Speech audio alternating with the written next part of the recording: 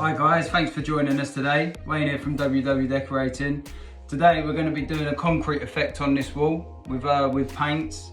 Going to take you on a step-by-step guide on how to do it, how to apply it, drying times, etc. What tools you need. Yeah, so let's go. Right guys, just to go through the tools that we're going to use for this, we're going to be, first things first of all, before you do anything, is tape everything up. I'm going to be using a 1.5 inch brush. Any brush will do, a 2 inch, sort of whatever size, but with a 1 inch I just feel that sort of I can work it in a little bit better. A medium pile roller, polyester or microfiber, just sort of anything that's going to lay it on nicely. You don't want too much of a short pile roller because it's not actually going to really hold much of the paint. The most important tool that you're going to need is trowel. For this I'm going to use a 11 inch. Make sure you got one of them, keep it nice and clean, and let's get going. So with this, because we've got our tape and everything down, we're going to just brush the bottom in generously. Don't skimp out on the paint. We're going to get our roller. Make sure you get plenty on it, and then just roll gently. Don't push the roller too hard, just let the paint lay on nicely.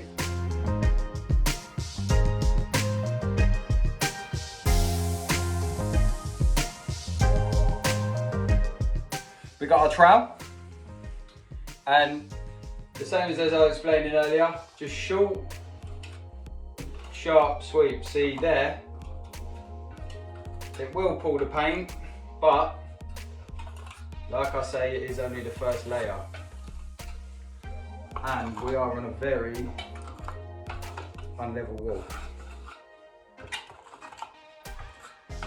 but we will build that up with our layers of paint.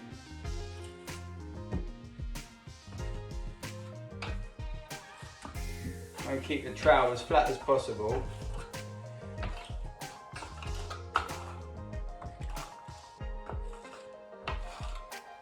So with this paint in particular, what we can do, it depends on how intense that you do actually want the concrete, because what will happen if it's really thick and you're leaving, you know, a bit of sort of like proudness of textures and things like that, it's not, all that'll do is just enhance the effect a lot more. It'll be a lot more of like an enriched like effect. So depending on what you want to go for, if you don't want it too intense, then try and not leave as much edge. I mean, there is going to be edges because obviously it's a kind of a poured kind of, you know, industrial concrete effect.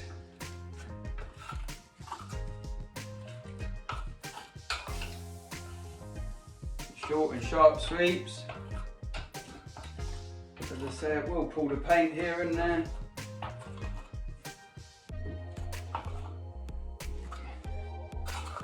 But we can always get that on the second one.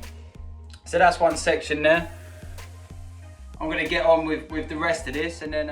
Right guys, now you can see, this is the first layer, the first sort of process that we've done.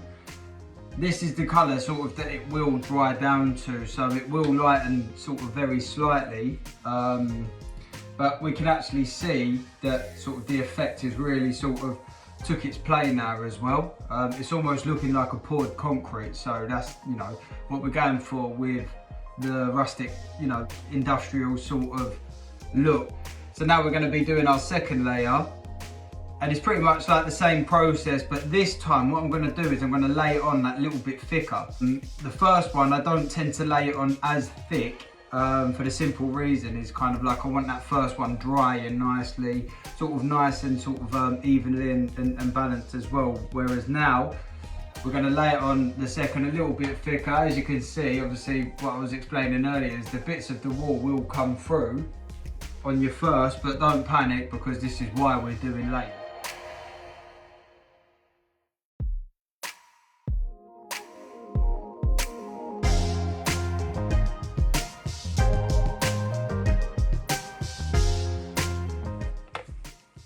So we're going to move on to the next bit here.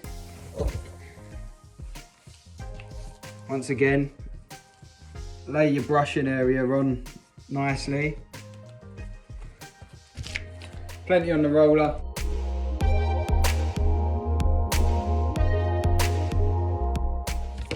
And then grab your trowel. And then once again, I like to start from the bottom. On any brush mark, I always like to start, so then I can get that paint sort of pulled to where I want. And then keeping a nice flat trowel, as flat as possible. Obviously you will need a slight little angle on it, but as flat as possible.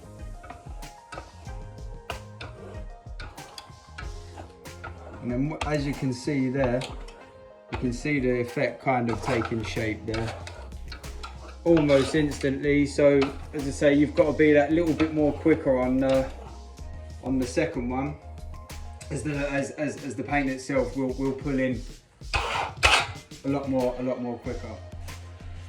Right guys, now this is for the fun part. We've had 3 sort of layers, 3 coats on in total now, and it's dried really nicely. As you can see the sort of pattern and the texture that, you know, we've actually formed. There's a couple of little lumps and bumps from the last one, but this is what sort of this process is for, to really sort of start to pull it out. So what I'm using a sponge pad. It doesn't matter if it's a sponge pad or sandpaper or whatever, but it's a very fine grit. I know a lot of people recommend sort of like a 600 grit, so that works. I'll just do it to sort of the feel until it's sort of, you know, there's hardly sort of anything to it.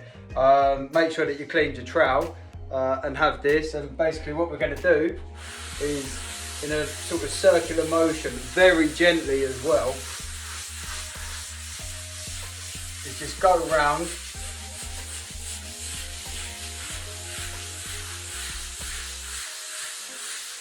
and what you start to do is to really start to show the pattern up.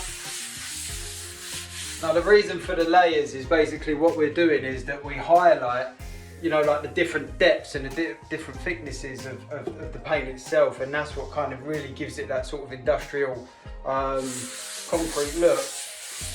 It's almost if it's been poured. That's sort of like the look that we're going for here. And then that really starts to show. And then what I do is once that's all nicely sort of sanded down, as you can see that. So basically we can really start to see some patterns within the paper. Make sure that the edge of the trowel is clean as anything. It's got no nicks or anything like that, because the last thing that you want to do on these stages is the most important stage. We don't want to, you know, nick the wall or chiv the wall in any way. So what we're going to do is give it a little bit of polishing, and what it'll do is all the little sort of imperfections will sort of show, which will give it that sort of industrial look. Keeping the trowel nice and flat. You can almost see there instantly all the work that we've done has really started to highlight, and that is our effect that we're going for.